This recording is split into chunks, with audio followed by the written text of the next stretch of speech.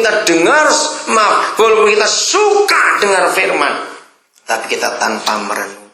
Jadi kembali pertanyaannya, bagaimana cara kita bisa memiliki pikiran Kristus? Ayo, yang kesukaannya adalah firman-Nya Tuhan Yesus. Lalu firman Yesus kita apakan? Renungkan. Berapa kali sehari? Siang dan malam. Cuma mengingat kembali seperti gaya sapi tadi. Maka tidak lama pikiran Kristus masuk. Sama seperti saudara baca buku komunis. Kalau saudara baca serius, saudara dalami, nggak sampai sebulan, otak orang itu jadi komunis. Karena begitu dia baca dan dia masuk, dia merenung. Tanpa baca buku lagi, dia bisa manggut-manggut. Oh ya, betul begitu. Oh ya, itu pola yang Tuhan bilang. Maka orang itu akan apa hidupnya? Berbahagia. Ayat 3. Apa dampak yang berikut? Pada orang yang punya pikiran Kristus, karena kesukaannya adalah firman, lalu dia merenungkan. Ia seperti apa? Pohon. Jadi ini kehidupan yang diapakan?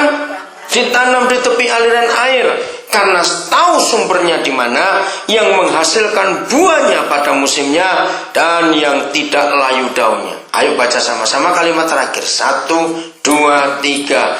Apa saja yang diperbuatnya berhasil. Saudara, maka itu kalau ada kita gagal, pasti kita sedang keluar dari firman. Udah begitu saja. Kalau kita gagal, jangan salahkan siapa-siapa. Langsung vonis diri sendiri. Pasti aku sedang keluar dari firman itu. Maka aku gagal. Karena begitu kita keluar dari firman, berarti kita tidak mengalirkan akar kita ke mata air. Tandus, gersang di depan kita semuanya. Kita jadi hancur hidup ini. Renungkan firman. Kesukaannya luar biasa. Sederhana saudara. Tapi inilah pola hidup yang sangat indah, yang sangat manis. Karena kita merenungkan firman itu. Kita buka kitab Mazmur. Pasal yang kelima.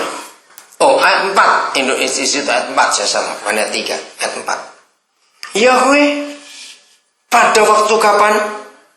Pagi. Engkau mendengar seruanku. Pada waktu kapan lagi? Pagi. Aku mengatur persembahan bagimu. Nah, yang penting adalah kalimat ini. Dan ngapain pemazmurnya? Aku menunggu-nunggu. Aku menanti-nantikan. Mengapa harus pagi? Ini tidak bicara soal doa pagi. Tidak loh saudara. Percuma kita rajin doa pagi jam 4 atau jam setengah 4 atau jam 5. Rajin tiap pagi. Tapi kita tidak pakai pola Alkitab, nggak akan ada guna. Lihat 2 langkah dari 3 hal ini. 1, pada waktu pagi Papa mendengar seruan kita. Nomor 2, pada waktu pagi sekarang kita mengatur persembahan pagi. Ayo kita jujur pada diri kita sendiri. Saudara, ada cukup banyak orang Kristen itu mikir persembahan kalau cuma kebaktian. Jujur ya atau tidak? Di luar jam gereja kebaktian, kita hampir nggak pernah mikir persembahan. Tapi firman ini berkata, tiap pagi aku mengatur korbanku, persembahanku. Dan tiap pagi Papa mendengarkan seruanku. Jadi memberi persembahan bukan pada Tuhan, saudara. Salah. Bukan memberi persembahan kepada Tuhan. Tuhan tuh nggak butuh duit. Katakan amin. Pekerjaannya perlu. Jadi salah kalau kita berkata memberi persembahan pada Tuhan. Tidak. Lalu apa yang dia maksudkan? Yaitu bagaimana hati kita untuk orang-orang di sekitar kita. Saya cuma cerita, saudara jangan memaksa, tapi belajar untuk itu. Sudah lebih dari 30 tahun ini saudara, saya punya kebiasaan. Setiap pagi kalau saya bangun, salah satu yang saya lakukan adalah saya selalu bertanya, Papa, siapa yang harus saya berkati pada hari ini? Itu sudah lebih dari 30 tahun ini. Kemarin saudara, 4 anak kami di wisuda. 1 di Jogja. Saudara, anak ini saya dapat dari pedalaman. Waktu tahun 97-98 dia itu masih SD, kelas 4 kalau nggak salah, atau kelas 5. Belum masuk apa.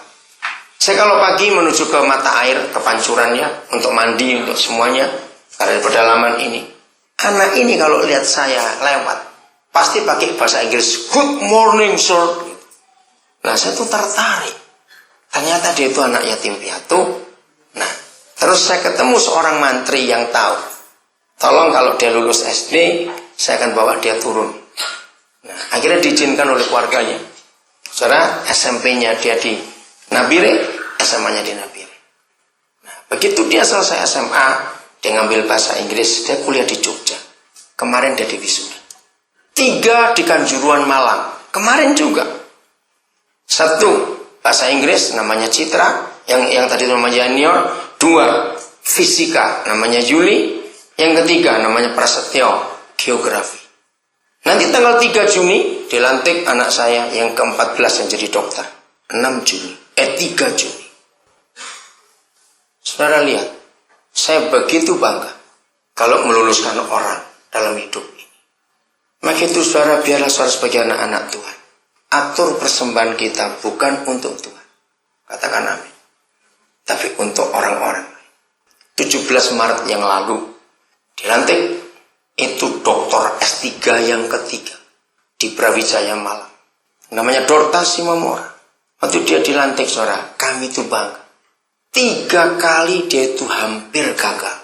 Profesor yang bimbing dia itu sampai berkata, sudahlah kamu ganti aja topik lain.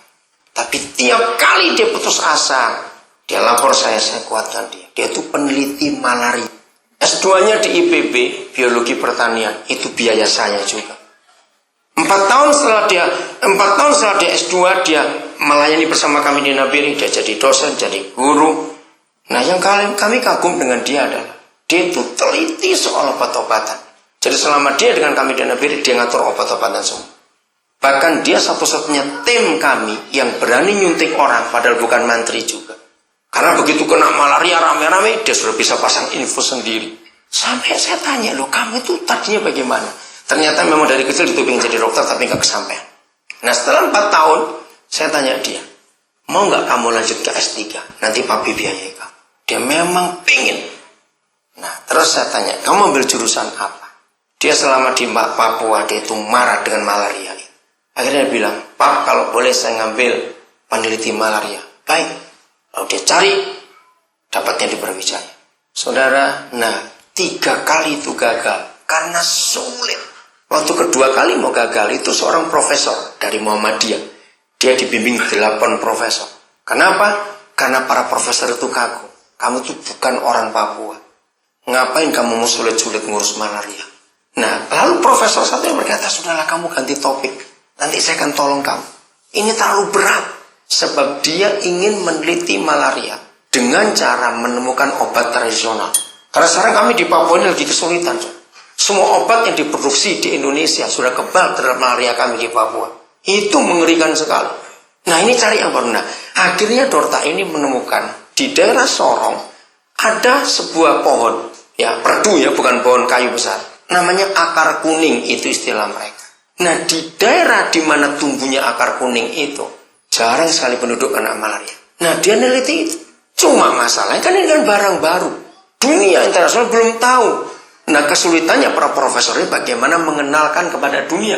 Karena belum diketemukan. Karena baru ini dia adalah orang pertama. Dan profesor pun nggak mau sibuk. Bagaimana cara mengenalkan kepada dunia? Dan tiap kali dia putus asa. Saya bilang, Dorta, tutup matamu. Bayangkan anak-anak kecil Papua yang mati karena malaria. Kalau kamu nggak berhasil ini, punah orang-orang Papua ini. Dia semangat lagi. Saudara, akhirnya dia dilantik tanggal 17 Maret yang lalu. Dan hasilnya luar biasa. ASEAN langsung dengar. 4 hari sebelum dia dilantik, dari Forum Kesehatan ASEAN, nggak tahu profesor mana yang mengajukan itu. Akhirnya saudara, dia bicara di Forum Kesehatan ASEAN di Singapura. Kalau Tuhan kehendaki bulan Oktober ini, dia akan dipanggil oleh Forum Kesehatan Eropa. Karena sekarang Eropa lagi bangkit malaria. Karena turis-turis yang ke Asia itu bawa malaria.